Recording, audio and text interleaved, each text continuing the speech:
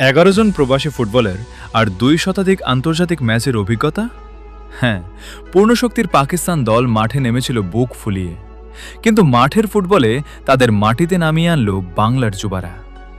মালদ্বীপে 4 জাতির টুর্নামেন্টে পাকিস্তানের সিনিয়র দলকে রুখে দিল বাংলাদেশের দ্বিতীয় সারির অলিম্পিক দল। অথচ এই দলে ছিলেন না রোলান সুলিভান সহ বেশ কয়েকজন তারকা প্রবাসী ফুটবলার। ম্যাচ জুড়ে ছিল বাংলাদেশের যুবাদের দাপট। তবে ভাগ্যের সহায়তায় পাকিস্তান বেঁচে গেছে নিশ্চিত পরাজয় থেকে।